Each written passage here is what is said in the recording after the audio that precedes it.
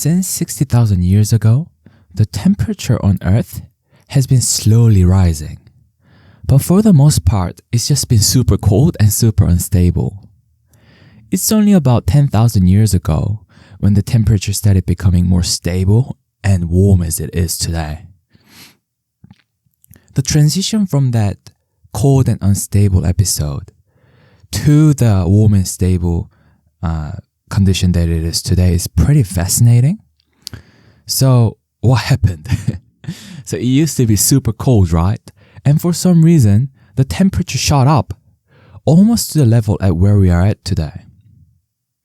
But after it shot up, it just dropped back down to the glacial level and it stayed there for 1200 years before shooting back up to the current condition.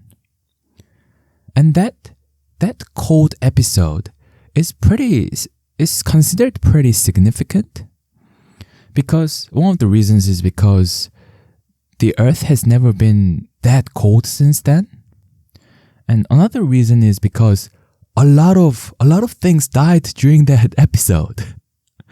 One example is the Clovis people. So there was this group of people that were living in the North American region, and they all disappeared during that episode. And also the megafaunas went extinct as well.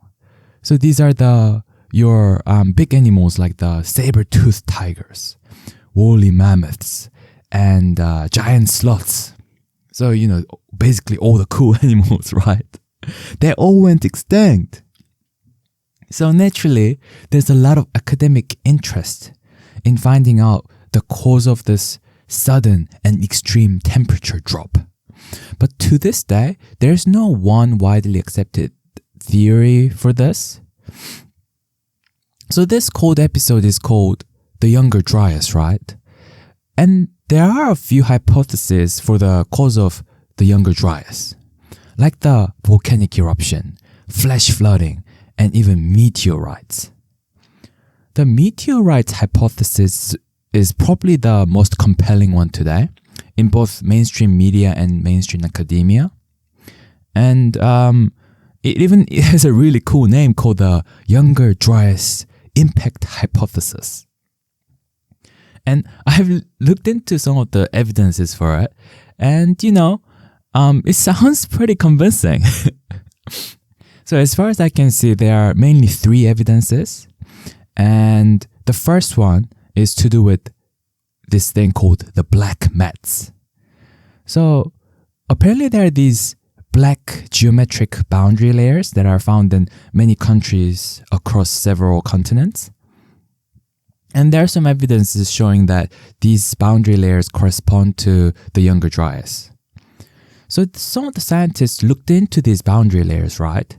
And they found this thing called hexagonal nanodiamonds, a lot of them. And apparently these are pretty rare on Earth, and they're only made with really high pressure, like from a meteorite's impact. So that's one evidence there.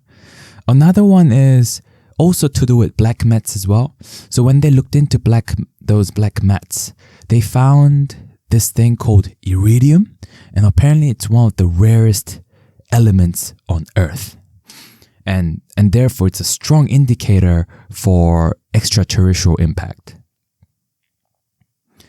And the third, and probably the least convincing evidence, is that they found a crater in Greenland. It's 31 kilometers wide, and they think it might be caused by the Younger Dryas impact. So there are these evidences here, but some scientists have to ruin the party, right? they had to ruin the party, right? So of course there are some counter arguments to these evidences. So first of all, with the nanodiamonds, there's a study showing that these nanodiamonds look almost identical to these fungal spores. So the evidence of hexagonal nanodiamonds isn't that conclusive either. And the iridium, apparently the quantity, the amount that was found in those black layers isn't significant enough to be conclusive evidence as well. And furthermore, there is even a study suggesting that those black mets are not even from the same time, let alone they're all coming from the Younger Dryas. Well, and there is kind of an ongoing conversation, between the scientists that believe that they are from the same time and those scientists that believe they're not. And there's an ongoing conversation, so that's not conclusive either. And the counter-argument against that crater is that some scientists believe that if there was an impact which was that large to cause that much of a global cataclysm, the crater would have been way larger.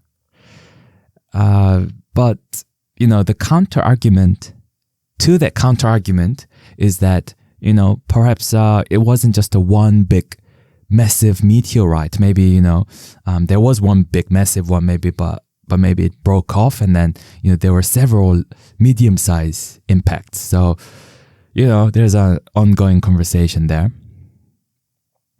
So I researched a little bit into the hypothesis for the cause of the Younger Dryas, right? And to me, the most convincing one seems to be the one that says maybe the Younger Dryas wasn't even something special. So just before the Younger Dryas, there was an episode where the temperature shot up and then it just dropped back down, and that event is called Bowling Alerod. So that event and the Younger Dryas together is called the Bowling Alerod Younger Dryas. And so that pattern where the temperature shoots up and then goes back down and then stays low for a while, apparently that pattern is pretty common. Well, so common in fact that it even has a name for it, called the Dansgaard-Oeschger event. And it occurred 25 times during the glacial period. So, maybe the Younger Dryas isn't something special either.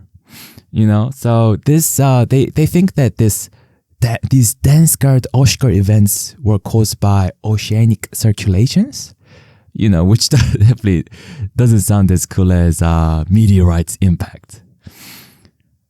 But that kind of makes me think maybe that's why I want to believe in the Younger Dryas impact hypothesis, just because it sounds cool.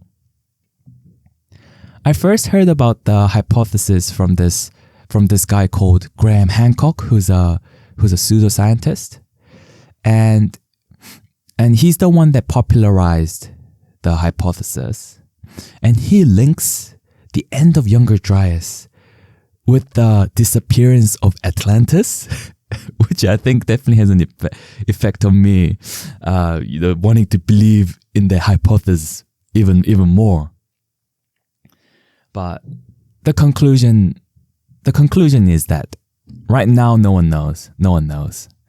Apparently there is a group called the Comet Research Group who's actively looking to prove the Younger Dryas impact hypothesis. And apparently they recently got a large funding. So Graham Hancock says that the matter, the debate should be resolved in the next 5 years. In the next 5 years, guys. So I'm definitely looking forward to that. And when this debate is settled, you bet I will cover this, right?